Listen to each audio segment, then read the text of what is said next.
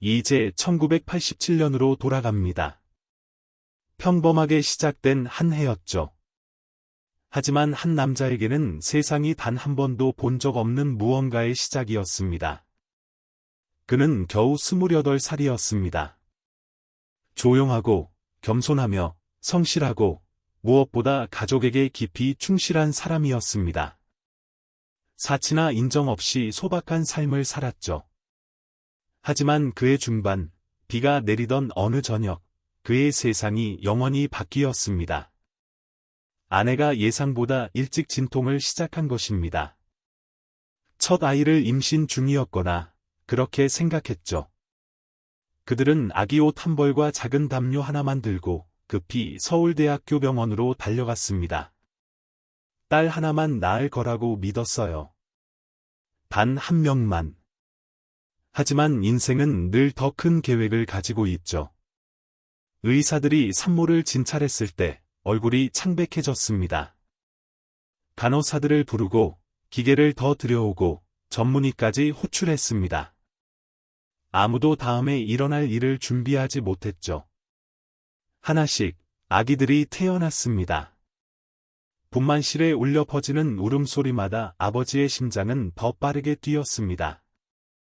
밤이 끝날 무렵 7명의 갓난아기 소녀들이 나란히 누워 있었습니다. 모두 건강하고, 모두 숨쉬고, 모두 살아 있었습니다. 7명, 그는 믿을 수 없었습니다. 아무도 믿을 수 없었죠. 소식은 빠르게 퍼져나갔습니다. 복도에서 의사와 간호사들이 속삭였고, 한 간호사는 믿을 수 없다는 듯 눈물을 흘렸습니다. 아직 약한 몸으로 버티던 어머니 이수진은 단 한 가지만 물었습니다. 애들은 안전한가요? 네, 7명 모두 작은 기적이었습니다. 모두 소녀였고, 부드러운 갈색 머리, 연한 속눈썹, 똑같은 연약한 아름다움을 지녔습니다. 모든 면에서 똑같았죠. 축복이자 누구도 예측할 수 없었던 도전이었습니다. 세상은 이런 드문 출산을 축하했을지 모르지만 진짜 이야기는 이제 막 시작된 참이었습니다. 이 이야기를 계속하기 전에 영상의 좋아요를 누르고 채널을 구독하는 것 잊지 마세요. 이렇게 하면 이런 멋진 이야기들을 더 많이 들을 수 있어요. 어디서 시청 중인지 댓글로 알려주세요. 혹시 서울, 부산, 제주, 아니면 인천인가요? 자, 이야기를 이어가 봅시다. 왜냐하면 똑같은 얼굴의 7 소녀를 키우는 일은 동화가 아니었기 때문이죠. 그것은 힘, 사랑, 인내의 시험이었습니다. 스폰서도, 카메라도, 무료 도움도 없었습니다. 박준호가 전부 해야 했습니다. 기저귀, 수유, 자장가, 잠 못 드는 밤들. 7배로. 대부분의 사람들이 한 명의 아기와도 힘들어할 때 그는 7명을 돌봤습니다. 그래도 그는 한 번도 불평하지 않았습니다. 긴 시간 일하고 거의 잠을 자지 않으며 그래도 매일 밤마다 각 아이에게 입 맞춰 재웠습니다. 그는 모든 것을 포기했습니다. 꿈, 야망, 친구들까지. 그들을 위해. 누군가는 그를 바보라고 했습니다. 일부는 입양 보냈어야 한다고, 떠났어야 한다고, 아무도 그가 하려는 일을 할 수 없다고 했죠. 하지만 그는 듣지 않았습니다. 왜냐하면 그들을 품에 안은 순간부터 이 7 소녀들이 그의 존재 이유이자, 아침에 눈을 뜨는 이유이자, 계속 나아가는 이유라는 것을 알았기 때문입니다. 그리고 세월은 흘렀습니다. 3살이 되었을 때 그들은 이미 때려야 뗄 수 없는 사이였습니다. 그는 그들을 내 작은 별들이라 불렀죠. 각자 자기만의 빛으로 반짝이는. 그는 웃음소리, 앉는 방식, 미소 짓는 작은 차이로 박은 비, 박은 서, 박은 채, 박은 별, 박은 솔, 박은 아, 박은 지를 구분하는 법을 배웠습니다. 6살이 되어 학교에 처음 갔을 때 선생님들은 장난이라고 생각했습니다. 7명의 똑같이 생긴 소녀들. 색색깔의 머리끈으로 구분해야 했죠. 하지만 군중 속에서도 그는 언제나 그들을 찾을 수 있었습니다. 그는 그들의 마음을 알았습니다. 말하지 않아도 누가 아픈지, 웃고 있어도 누가 두려워하는지. 그리고 그들은 세상 누구보다 그를 믿었습니다. 그는 아는 모든 것을 가르쳤습니다. 글 읽는 법, 자전거 타는 법, 친절해지는 법, 겉은 똑같아도 속은 다를 수 있다는 것, 각자에게 영혼, 목소리, 운명이 있다는 것을, 하지만 삶은 쉽지 않았습니다. 돈은 늘 부족했고, 그는 아이들이 배부르도록 자신의 식사를 거르곤 했습니다. 신발은 새 것으로 바꾸기도 전에 달았죠. 그래도 그는 웃었습니다. 모든 희생과 고난이 그들을 위한 것이었으니까요. 어느 겨울, 아이들이 차례로 아팠습니다. 열병, 기침, 잠 못 드는 밤들. 그는 며칠씩 잠을 자지 않고 안아주고, 이마를 식히고, 노래를 속삭였습니다. 한 명이라도 잃을까 두려웠지만, 절대 내색하지 않았죠. 그리고 그들은 늘 그랬듯 함께 이겨냈습니다. 10살이 되었을 때, 만나는 사람마다 그들을 알게 되었습니다. 7 황금 소녀들, 아름답고, 밝고, 생기로 가득한. 사람들은 쳐다보고, 속삭이고, 사진을 찍었습니다. 하지만 그는 언제나 그들을 지켰습니다. 어느 날, 낯선 사람이 물었습니다. 어떻게 하셨어요? 혼자서 7명을 어떻게 키우셨어요? 그는 아이들을 바라보며 그들이 평생 잊지 못할 말을 했습니다. 내가 그들을 키운 게 아니에요. 그들이 나를 키웠죠. 그들이 나를 지금의 사람으로 만들었어요. 하지만 이야기는 여기서 끝나지 않았습니다. 소녀들이 자랄수록 도전도 커졌죠. 10대 시절, 정체성, 반항, 첫사랑이 들어선 순간, 그들이 쌓아온 모든 것이 시험받기 시작했습니다. 그 다음 이야기는 곧 이어집니다. 10대 시절. 어떤 부모에게나 폭풍 같은 시기죠. 하지만 7명의 똑같은 딸을 둔 홀아버지에게는 지도 없는 태풍을 헤쳐나가는 것과 같았습니다. 이제 각 소녀는 진짜 자신을 찾아가고 있었습니다. 여전히 부드러운 갈색 머리와 맑고 푸른 눈동자를 공유했지만 성격은 7 방향으로 완전히 다르게 피어났습니다. 은비는 책을 사랑하며 작가가 되고 싶어 했습니다. 은서는 별에 푹 빠져 우주비행사가 꿈이었습니다. 은채는 밤새 그림을 그리며 누구도 상상하지 못한 색을 만들어냈죠. 은별은 조용했고 은솔은 큰 소리로 웃었으며 은하는 비 오는 날 춤을 추고 은지는 폭풍을 무서워했습니다. 한 명은 쉽게 웃었고 또 한 명은 감정을 유리처럼 소중히 안고 있었죠.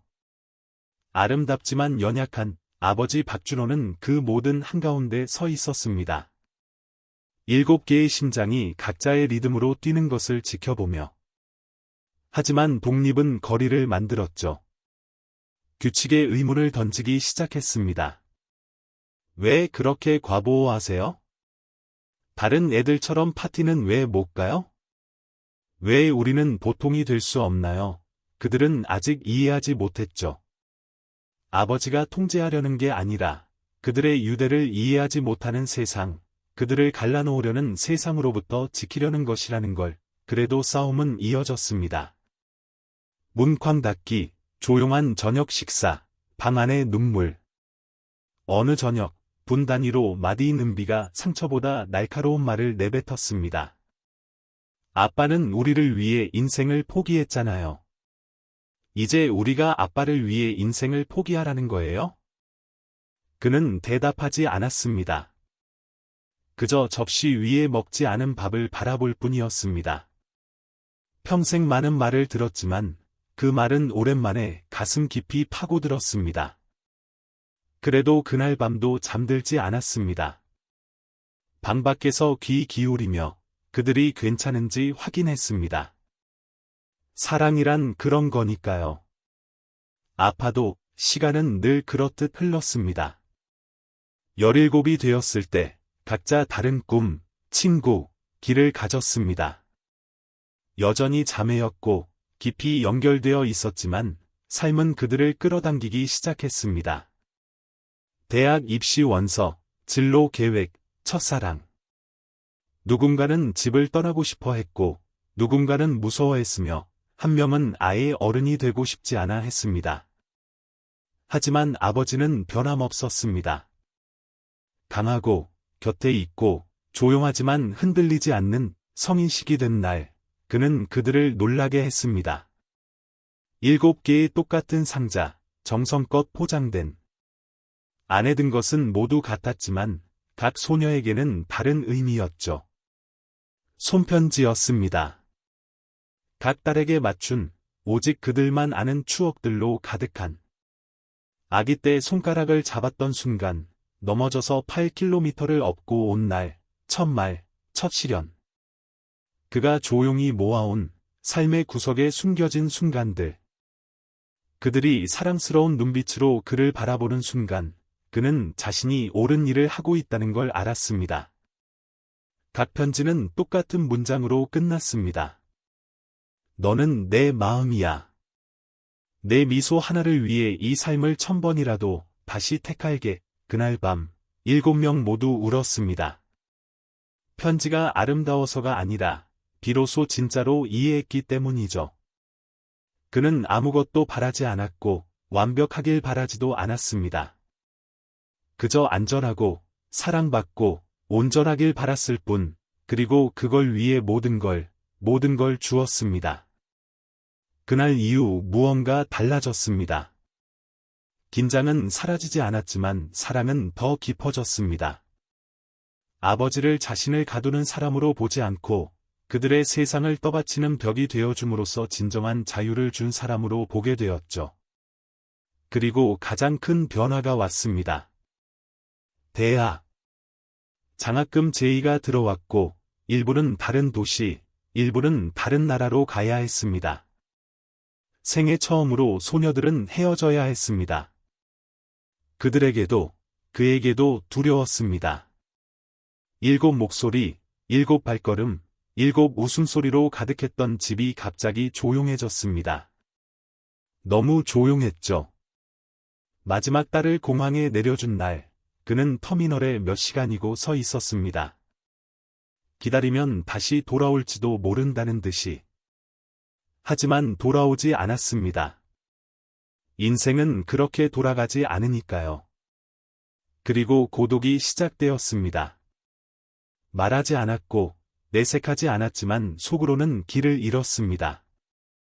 거의 20년 동안 그의 세상은 아버지라는 역할로 돌아갔는데, 이제 집이 비자 그는 자신이 누구인지 몰랐습니다. 여전히 새벽 6시에 일어나고, 8명목 아침을 짓고, 혹시 모를까 싶어 현관불을 켜놓았죠. 그러던 어느 날 밤, 우편물이 도착했습니다. 반송 주소 없는 편지. 열어보니 사진 한 장이 떨어졌습니다.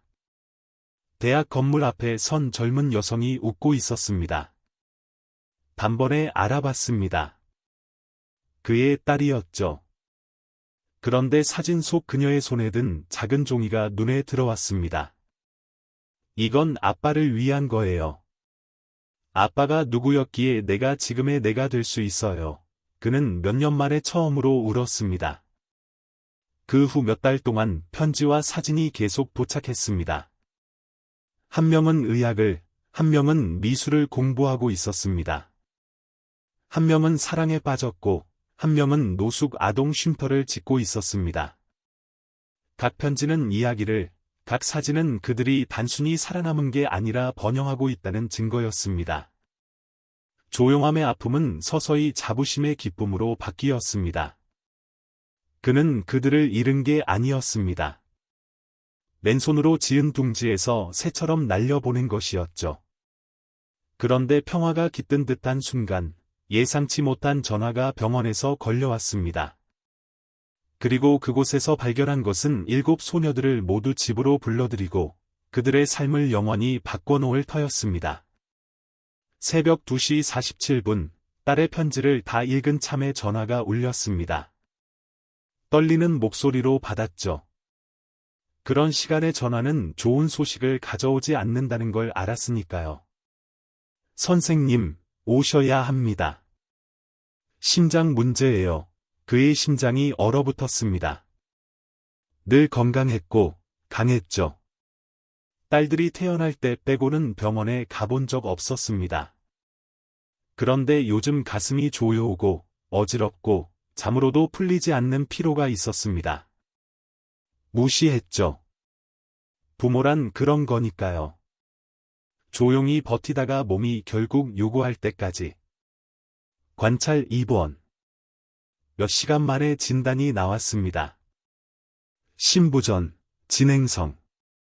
즉시 중재, 이식, 대기자 명단, 시간이 필요했습니다. 그가 가지지 못한 시간. 딸들에게는 말하지 않았습니다. 처음엔 꿈과 학업, 삶을 방해하고 싶지 않았죠.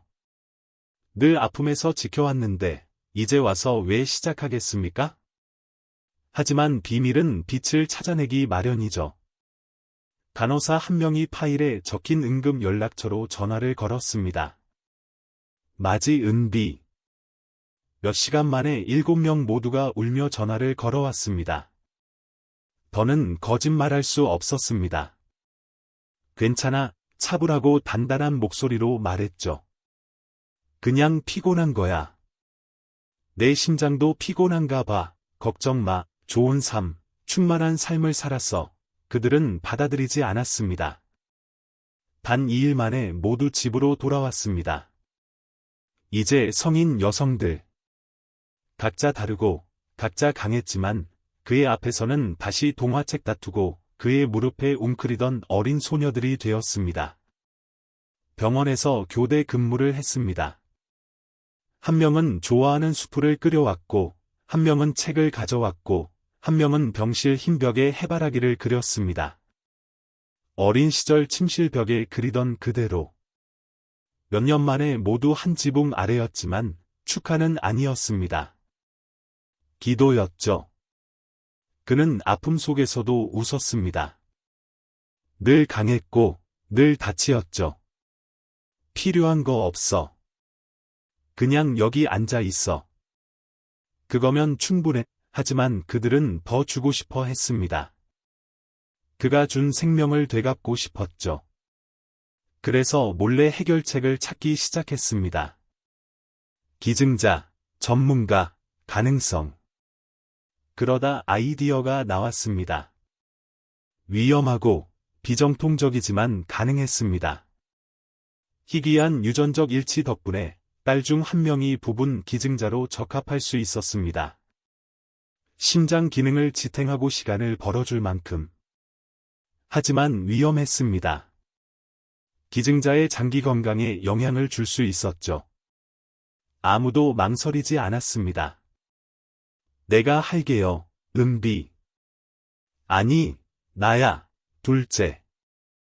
내가 할게, 셋째. 7명 모두 즉시 두려움 없이 자원했습니다. 의료진은 충격을 받았습니다.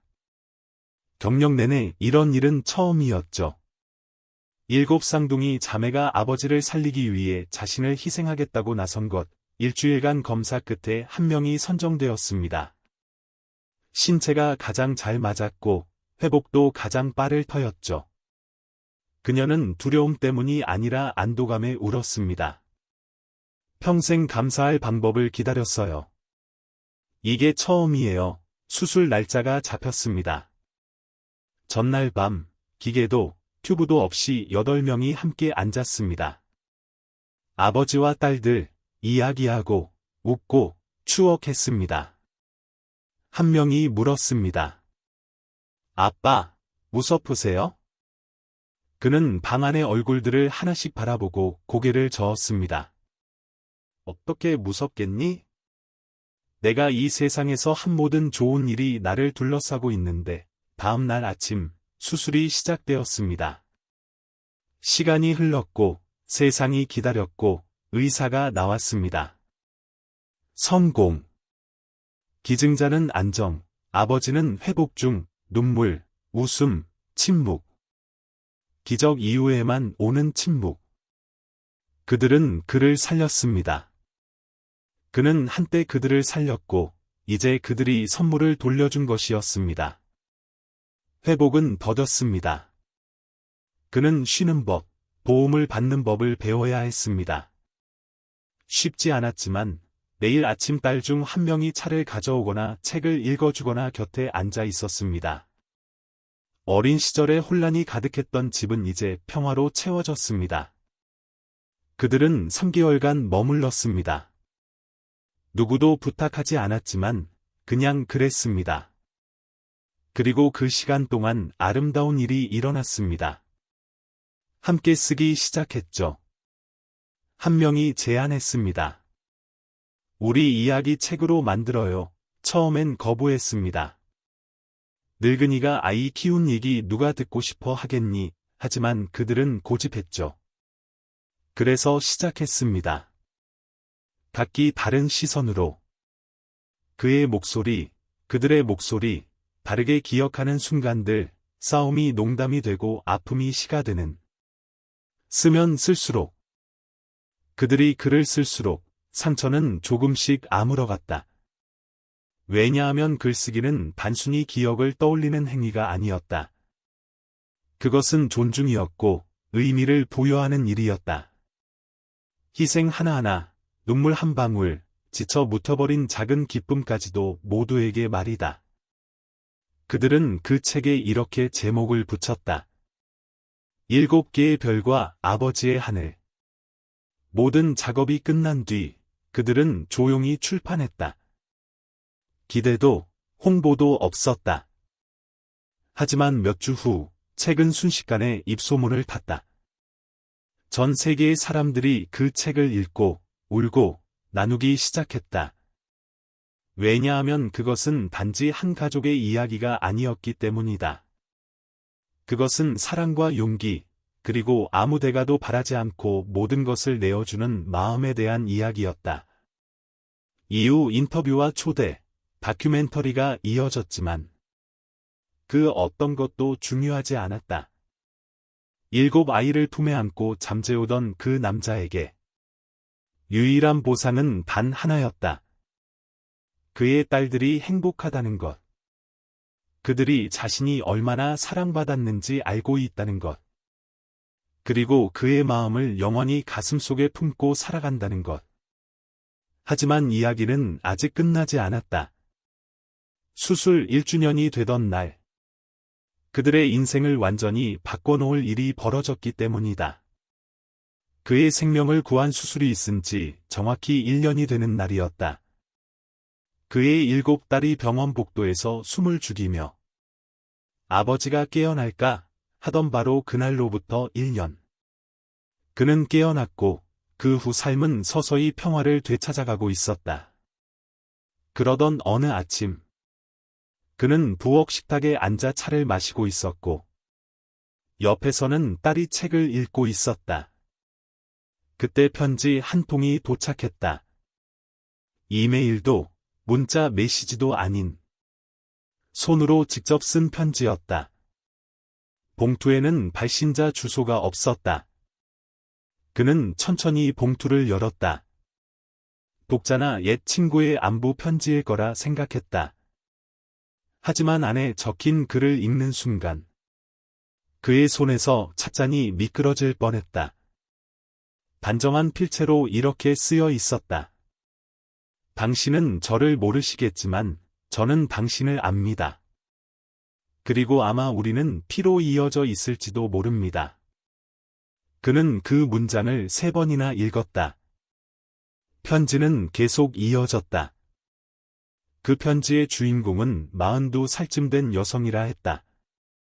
1987년, 그러니까 그의 딸들이 태어난 바로 그 해에 자신은 입양되었다고 적혀 있었다. 그녀는 평생 생물학적 부모를 몰랐다. 하지만 최근 DNA 검사를 받으면서 그의 성과 연결된 가족 트리에서 이상한 일치를 발견했다고 했다. 확신할 수는 없었지만 마음속 어딘가에서 침묵 속에 감춰진 진실이 있음을 느꼈다는 것이다. 그는 충격에 휩싸였다. 편지를 여러 번 다시 읽었다. 딸이라니, 어떻게 그런 일이? 그는 평생 한 번도 바람을 피운 적이 없었다. 비밀스러운 과거도, 숨겨진 가족도 없었다. 20대 이후 그의 인생은 오직 일과 아버지로서의 삶뿐이었다. 그런데 편지가 무언가를 흔들어 놓았다. 기억 속 한 장면이 떠올랐다. 수십 년 전의 병원, 혼란스러운 그날 밤. 그의 아내는 출산으로 의식을 잃었다 깨어나길 반복했고, 의사들과 간호사들은 분주히 아기들을 옮겨 다녔다. 혼란 속에서 7 아기. 하지만 혹시 8째가 있었던 걸까? 그는 소름이 돋았다. 처음엔 딸들에게 아무 말도 하지 못했다. 어떻게 말을 꺼내야 할지 몰랐다. 너희에게 또 다른 누군가가 있을지도 모른다는 말을 어떻게 해야 한단 말인가? 하지만 다음 날, 그는 결국 편지를 보여주었다. 딸들은 놀라움보다는 조용히 생각에 잠겼다. 그러다 한 딸이 말했다. 만약 그게 사실이라면요? 다른 딸이 이어서 말했다. 그럼 찾아야죠. 그렇게 그들은 새로운 여정을 시작했다. 그 여성에게 연락을 취했고 조심스러운 만남을 준비했다. 문이 열리는 순간 모든 것이 멈춘 듯했다. 그녀는 딸들과 똑같이 생겼다. 같은 얼굴, 같은 키, 같은 부드러운 표정. 그는 아무 말도 할 수 없었다. 딸들은 떨리는 손으로 그녀를 바라보았다. 그러자 한 명이 다가가 손을 잡고 속삭였다. 우린 당신을 기다렸어요. 그녀는 눈물을 터뜨렸고 그도 함께 울었다.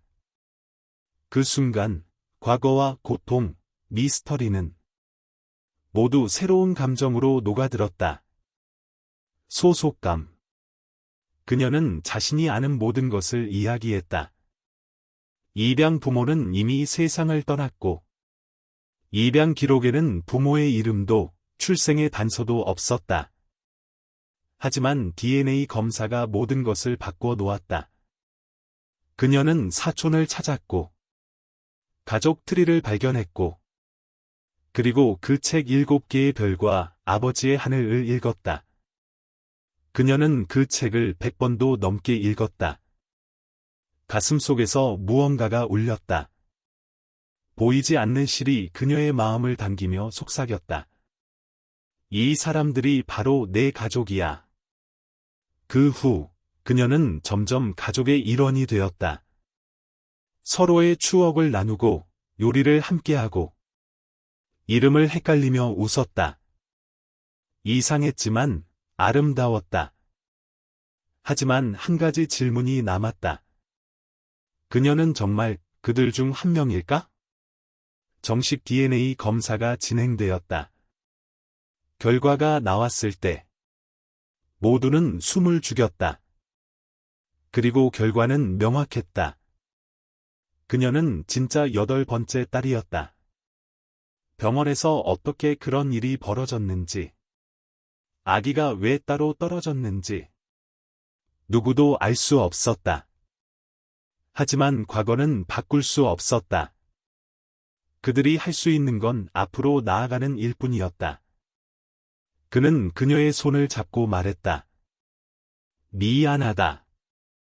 나는 몰랐다. 나는 7만 세었지만 8을 느꼈어야 했는데.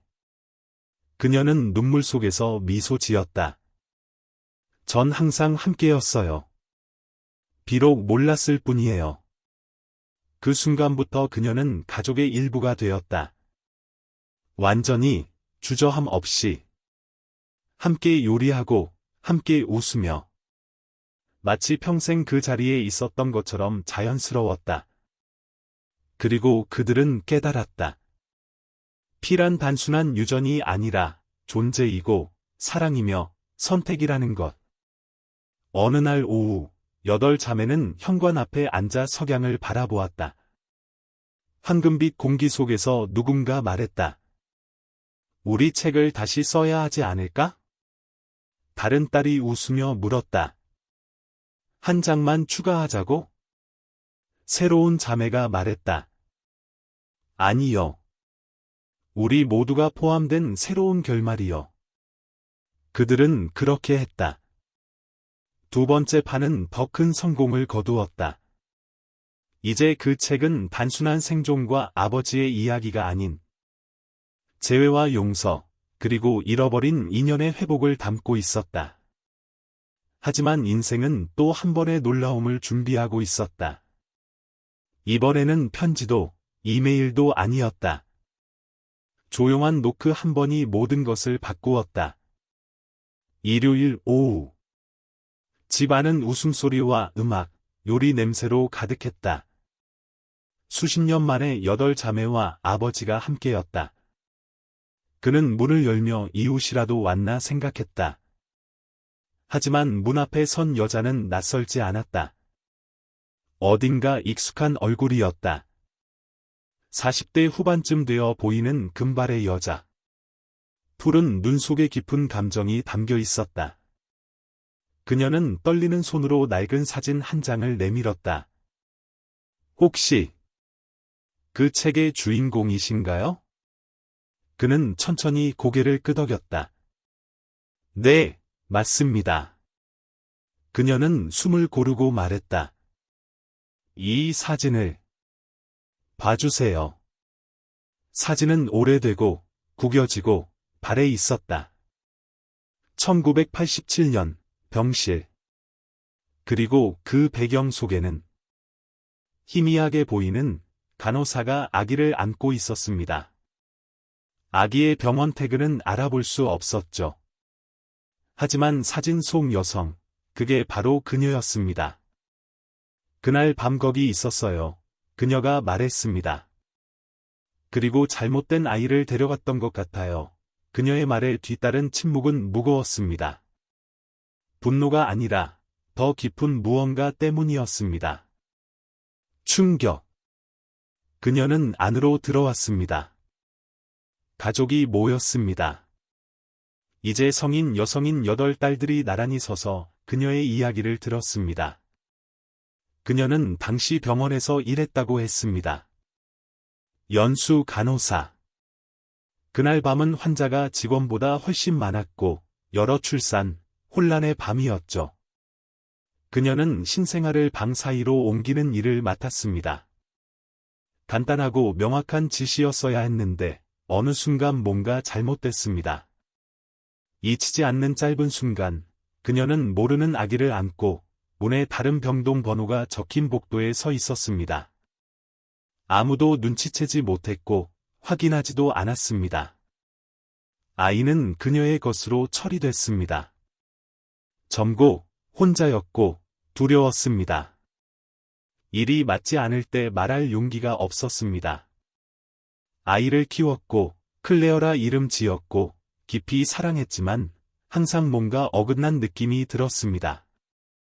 클레어는 조용하고 몽상적이었으며 가족 중 누구도 관심 없는 예술과 책에 매료됐습니다. 조금 다르게 생겼죠. 16살이 되자 질문을 시작했습니다.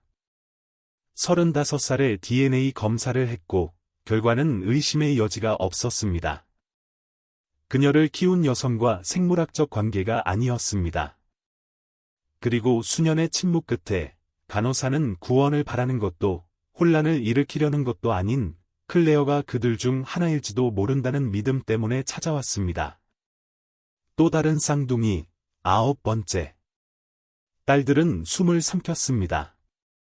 또? 어떻게 그럴 수가? 그렇게 깊고 비극적이고 인생을 바꾸는 실수가 2번이나 일어났단 말이에요. 그들은 아버지를 바라봤습니다. 그는 침묵했고 손이 떨렸습니다. 병원을 믿었고 시스템을 믿었고 7딸이 있다고 했을 때 그게 진실이라고 믿었습니다.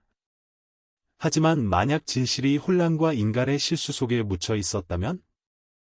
클레어는 다음 날 도착했습니다. 조용하고 조심스럽고 수십 년간 자신 없이 살아온 세상에 어떻게 발을 들여놓을지 몰랐습니다. 하지만 문을 열고 들어선 순간 이상한 평온이 방을 감쌌습니다. 8자매는 바라봤습니다. 그러자 한 명이 속삭였습니다. 그 애야, 똑같이 생겼습니다. 키, 눈, 미소. 완성되지 않은 퍼즐에 잃어버린 조각 같았습니다. 그들은 그녀를 안았습니다. 망설임도 두려움도 없이. 그녀는 울었습니다. 발견된 게 아니라 생애 처음으로 소속감을 느꼈기 때문이었습니다. 검사는 모두가 이미 마음으로 느낀 것을 확인했습니다. 그녀는 자매였습니다. 9번째. 논리를 거스르고 불가능해 보였지만 진실은 때로 픽션보다 이상합니다. 아버지는 어느 저녁 그녀와 단둘이 별 아래 앉았습니다. 정말 미안해. 왜요? 더 일찍 찾지 못해서. 그녀는 부드럽게 웃었습니다. 찾았잖아요. 제가 문을 열고 들어선 순간요. 그들은 과거의 법적 혼란을 다시 파헤치지 않기로 했습니다. 소송도 비난도 없이 오직 치유만. 클레어는 앞선 8번째 자매처럼 임시로 집에 머물렀습니다. 옷을 공유하고 이야기를 나누고 함께 살지 않았던 추억을 이제 함께 상상했습니다. 책 제목을 다시 바꿨습니다. 별표 7별과 아버지의 하늘 별표에서 별표 하나의 불꽃에서 나온 9빛 별표으로. 세상은 반응했습니다. 이야기는 가족의 지속성, 운명의 신비, 수십 년의 이별을 이기는 사랑의 무한한 힘의 상징이 되었습니다. 하지만 깊은 곳에서 아버지는 자신의 시간이 제한되어 있음을 알았습니다.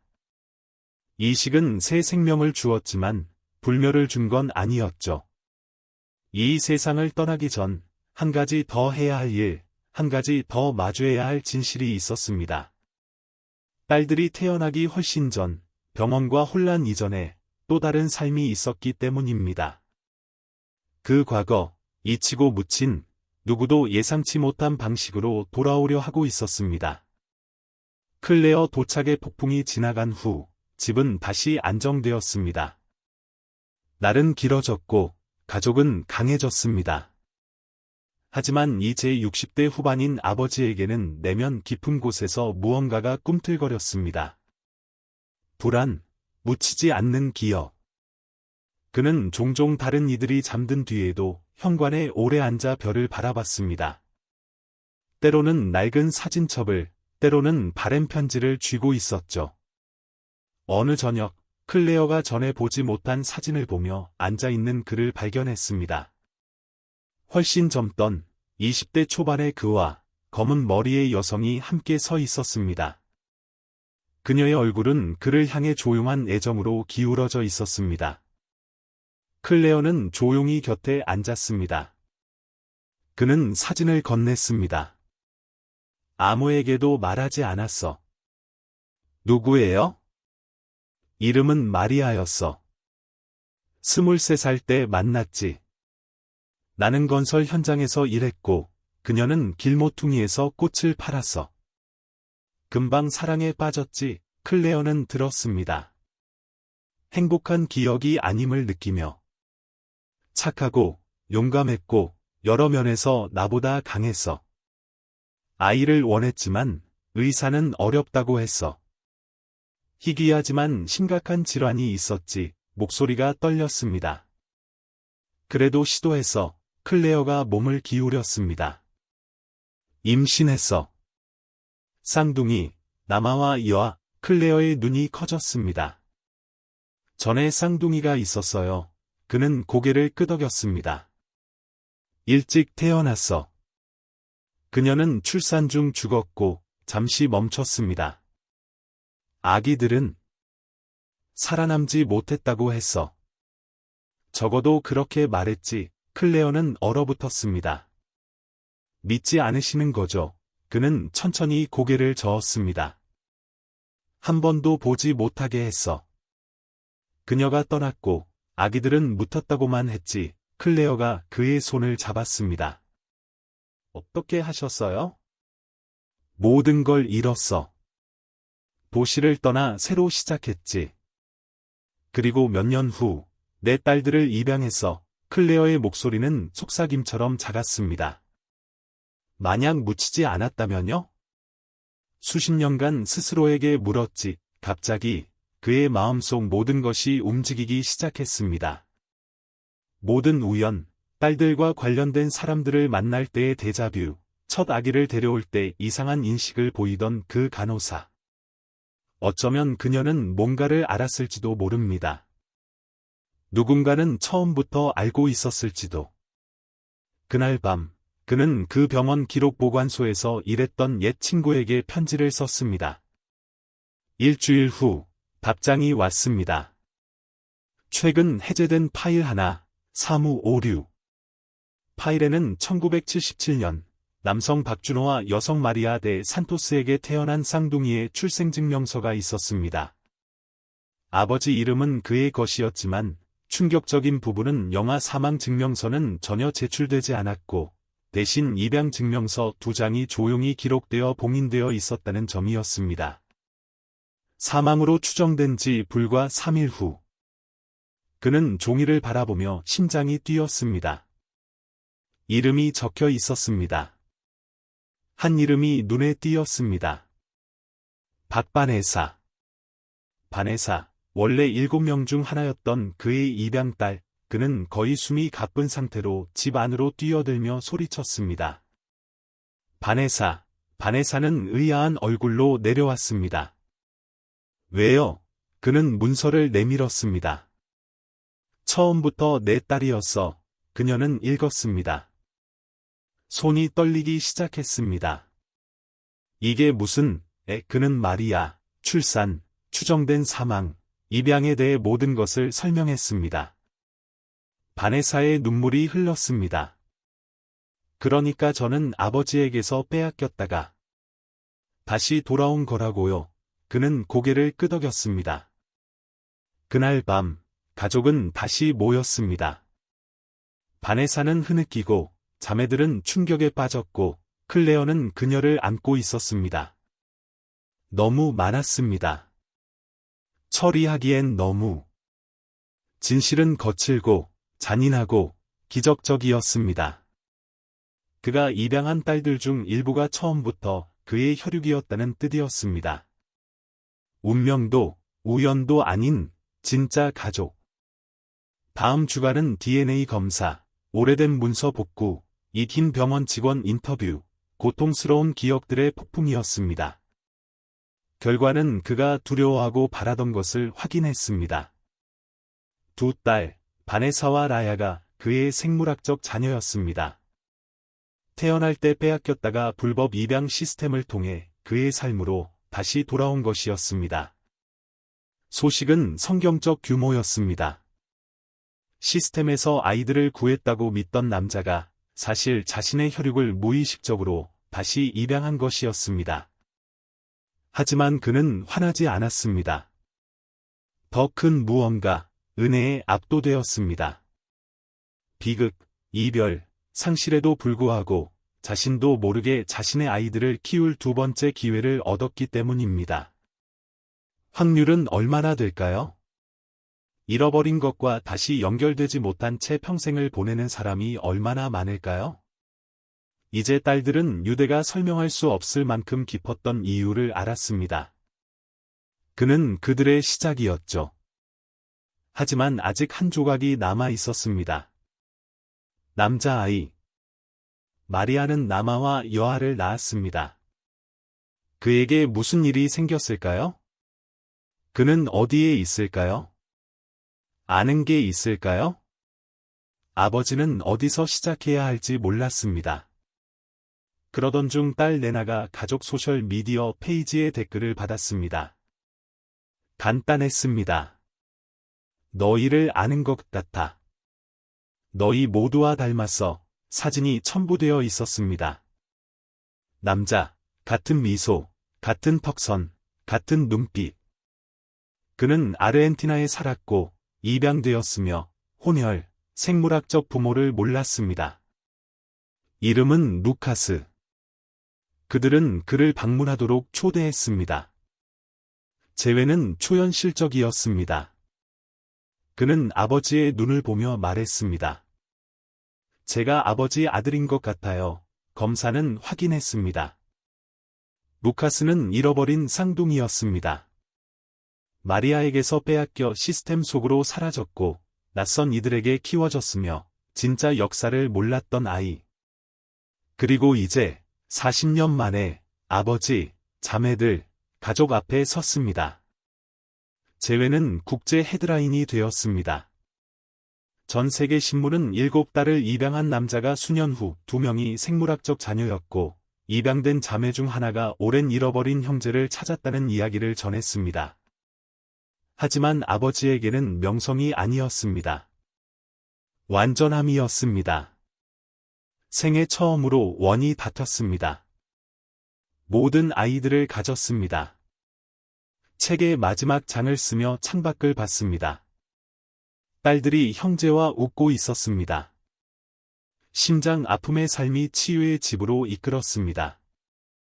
시간은 많이 앗아갔지만 사랑은 모든 것을 돌려줬습니다. 한때 너무 조용했던 큰 집은 이제 웃음, 따뜻함, 진짜 함께 싸운 가족의 확실한 친밀함으로 가득 찼습니다. 딸들이 나이를 먹으며 많은 형제자매처럼 떨어지지 않았습니다. 대신 유대는 깊어졌습니다. 서로의 승리를 자신의 것처럼 축하했고 한 명이 넘어지면 나머지는 달려가 일으켜 세웠습니다. 가짜나 강요할 수 없는 사랑이었습니다. 혼란, 희생, 삶이 그들을 부수지 못하게 한 아버지의 맹렬한 충성에서 태어났습니다. 사람들은 종종 그에게 물었습니다. 어떻게 하셨어요? 혼자 7딸을 키우며 자신을 잃지 않으신 거요. 그의 대답은 늘 같았습니다. 선택의 여지가 없었어요. 그들을 내가 사랑했던 그 어떤 것보다 더 세게 사랑해야 했죠. 그는 실수를 저질렀음을 알았습니다. 들어야 할 밤에 소리 지르기도 했고, 때로는 너무 피곤해 재우지 못하기도 했습니다. 하지만 날마다, 해마다 나타나는 것을 멈추지 않았습니다. 딸들이 20대가 되었을 때 항상 꿈꾸던 것을 했습니다. 아버지를 위한 깜짝 축하 파티. 생일도 퇴직 파티도 아닌 그들을 키운 남자를 위한 밤, 홀로 꺾이지 않고 은혜로 가득한 아름다운 밤이었습니다. 뒷마당을 조명, 사진, 몇 달간 몰래 쓴 손편지로 장식했습니다. 각 편지는 식사나 등교 차량이 아니라 더 깊은 것에 대한 감사였습니다. 그들을 믿어주고, 지켜주고, 자신의 꿈을 포기해 그들의 꿈을 살게 해준 것, 그는 그날 밤 편지를 읽으며 섰습니다. 몇 년 만에 처음으로 울었습니다. 부서지거나 피곤해서가 아니라 가득 차서였습니다. 한때 그의 팔 안쪽에 쏙 들어가던 7딸들은 이제 힘, 아름다움, 목적의 벽처럼 그의 곁에 섰습니다. 세월이 흘렀습니다. 딸들은 자신의 가정을 꾸렸습니다. 여전히 가까이 살고, 자주 방문하고, 매일 전화했습니다. 딸을 낳은 이들은 그를 기리며 이름을 지었습니다. 일부는 그의 이름을, 일부는 중간 이름을 썼지만, 모두 같은 이야기를 했습니다. 그들의 딸은 불가능한 역경 속에서도 깊이 사랑할 용기를 가진, 부드럽고, 흔들리지 않고, 용감한 남자를 기리기 위한 이름이라고. 80대가 되었을 때, 그의 유산은 이미 분명했습니다. 본이나 그의 이름이 새겨진 건물이 아니라, 조건 없는 사랑이 어떤 모습인지 아는 여성들의 삶이었습니다. 힘은 시끄럽거나 폭력적이지 않다는 것을 배웠습니다. 조용하고, 인내심 있으며, 시간이 쌓여 만들어진다는 것, 마지막 생일에, 이제 어머니가 된 7명이 그를 둘러쌌습니다.